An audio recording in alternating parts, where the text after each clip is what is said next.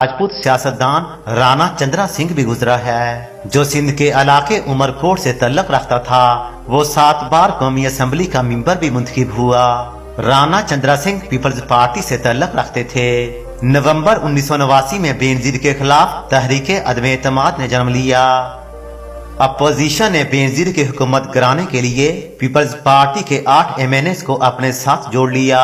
बेनजीर भुट्टो को जब इस बात का पता चला तो उसने इलेक्शन से एक दिन पहले अपने तमाम MNAs को अपने पास बुलाया और उन्हें कहा कि आप कुरान पर हलफ दें कि आप मेरे अलावा किसी दूसरे को वोट नहीं करोगे, जिस पर सारे MNAs ने कुरान पर हलफ दिया। राणा चंद्रा सिंह क्योंकि हिंदू जमात से तल्लक रखते थे, इसीलिए उन्हें हुक्म दिया गया कि वो हिंदू मजहबी किताब गीता पर हाथ रखकर हलफ दें कि वो बेनजीर भुट्टो के अलावा किसी दूसरे को वोट नहीं देंगे। राणा चंद्रा सिंह ने हंसते हुए कहा कि मैं राजपूत कौम से तल्लक रखता हूँ और राजपूत की जुबान ही इसकी कसम होती है।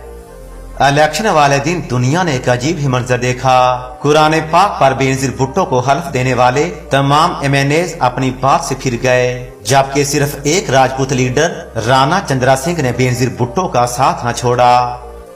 राणा चंद्रा सिंह के इस इकदाम के बाद बेनजीर भुट्टो ने भी राजपूतों को सैल्यूट पेश किया। राणा चंद्रा सिंह 1931 में पैदा हुए, जबकि सन 2009 में इनकी वफात हो गई। मगर आज राणा चंद्रा सिंह जैसे राजपूत कहाँ। ਅਸੀਂ ਰਾਜਪੂਤ ਆ, ਸਾਡੇ ਅਸੂਲ ਪੱਕੇ ਆ, ਸਾਡੀ ਜ਼ਿੱਦ ਦਾ ਕੋਈ ਤੋੜ ਨਹੀਂ ਤੇ ਸਾਡੀ ਨਸਲ ਦਾ ਕੋਈ ਜੋੜ ਨਹੀਂ। ਔਲੇ ਵੱਡਾ ਚੱਲਿਓ ਕਦੇ ਰਹਿਣਾ ਸਿੱਖਿਆ, ਬਾਗੀਆਂ ਤੇ ਬਾਗੀਆਂ ਉਡਾਰੀ ਪਰ